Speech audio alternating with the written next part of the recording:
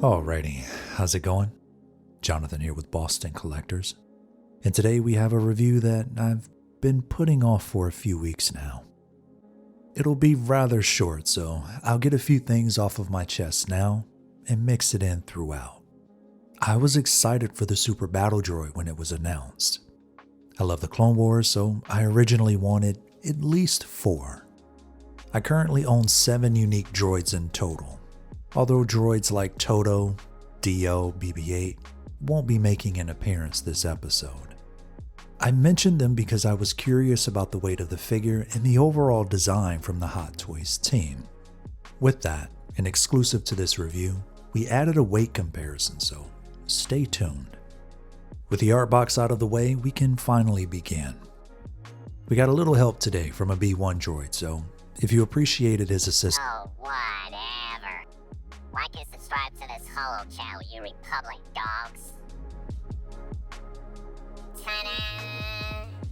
The Super Battle Droid is light in the accessory department and only came with this battle damaged piece, so there isn't too much to cover. Before removing the arm out of the socket, you should be aware that the arm will swivel and extend from the elbow down. The instruction manual showcases the left arm as the only removable piece, but you can do that on both sides. At this point, all you have to do is socket the battle damaged elbow into place.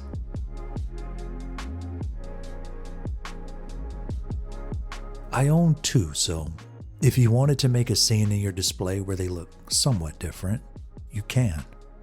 Either that, or you can just do your own thing and have fun. If you own any of the B1 battle droids, the arms can be put to good use outside of the Super Battle Droids.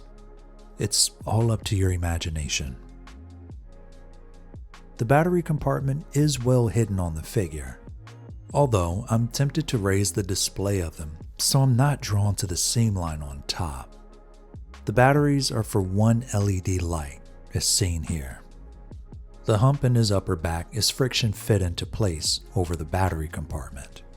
I'd suggest a wiggle to remove it.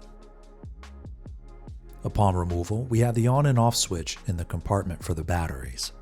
2 AAA batteries are required, and no, they aren't provided. After loading them in, we can flip the switch and he's all set for battle. The figure is pure plastic, and it only features die-cast in the battery compartment springs and the finger joints. So the AAA batteries were meant to compensate for that lack of weight. As for the final piece included in the box, we have the Geonosian sand base featuring a tinfoil nameplate and crotch grabber. There's a bit of a problem here. Although the paint application is nice, the Super Battle Droid can't stand in the prints. I'm not upset at the base, to be fair. They fought on a desert planet, so I'm fine with it. But due to the crotch grabber's positioning, the Super Battle Droid end up standing on the edge. It's definitely secure though. If this guy toppled over, the base is going with him. Cool elbow. Now, there are 2 different categories of collectors for this one that should be pointed out. So let's begin with the visual appeal of the figure. Based off of paint and what was seen on screen, this guy looks incredible. The debris buildup, oxidation, and overall mass is what makes the figure stand out. On the other hand, when you're articulating it, it's a different story. As mentioned earlier, there aren't any die-cast parts or joints. They aren't ratcheted either. Visually, it looks like a $240 figure, but in hand it fell around $205. I expected this guy to be an absolute unit, and he's a bit of a pushover. However, let's discuss articulation and a few cool things that I came across. The midsection is built by a softer plastic material and can extend much farther back than it can forward. If you find yourself stuck, simply press down on the upper abdomen. From here, there isn't much leaning forward though. The arms are another interesting piece to it. They can be pulled out laterally, which create more of an intimidating look. From here, the arms can articulate forward and backwards, depending on the pose you'd like to convey. While I'd still prefer ratcheted joints or die-cast sections to the figure, there's a great amount of balance to be had, if you can pull it off. I managed this in 2 different poses, including the one you'll see here. The gear dong doesn't articulate either. Unlike K2SO, IG-11, and a few others, this one features screws beneath the feet. The arm cannon is static, meaning it isn't removable, nor can it articulate. There is a bit of separation from the metallic paint application, with a few greeblies seen here. As mentioned earlier, the arm can articulate from the elbow down, and it doesn't allow for a double bend in order to pose him in the reload position. Both arms can be extracted, but the only reason you'd be doing it is for individuality between the other droids. The articulation in the hands are nice to fidget with. While this droid might not have the same amount of range in the digits like an Enforcer droid, you'd get what I'd imagine they have.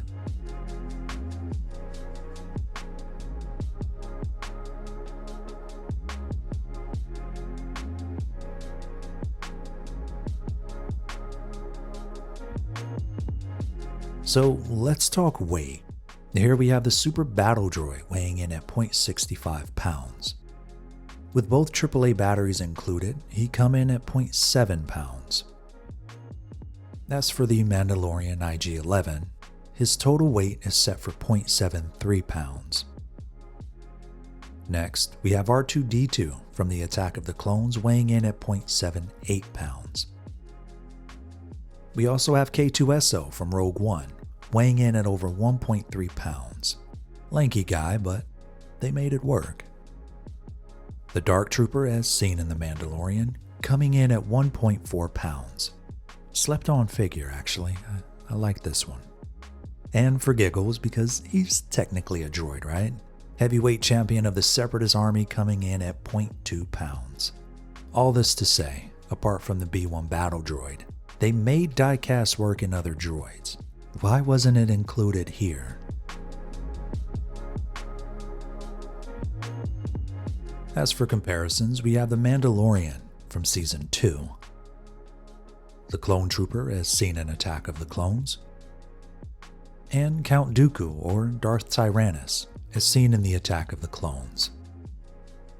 We also have Bo-Katan as seen in The Mandalorian Season 1, Obi-Wan Kenobi as seen in The Revenge of the Sith, as well as Anakin Skywalker from The Revenge of the Sith.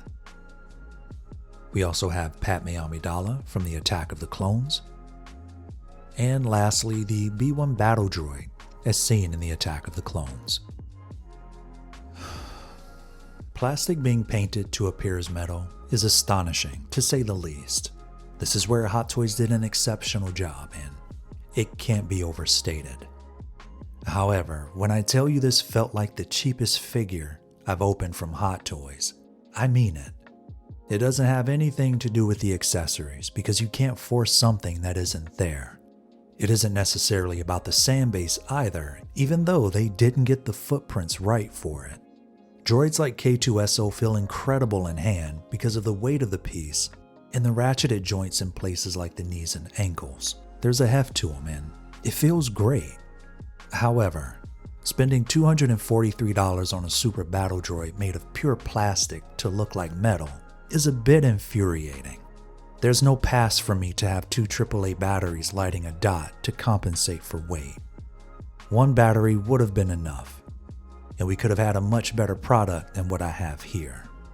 Great job on recreating the look of the Super Battle Droid and the paint application throughout the piece. However, this is not a $243 figure, and I couldn't recommend it at full price. I haven't felt this robbed since the Clone Wars Darth Maul. 4 out of 10. Thanks for watching. Roger, Roger. I don't like a meter. We're the independent thinkers anyway. Bye.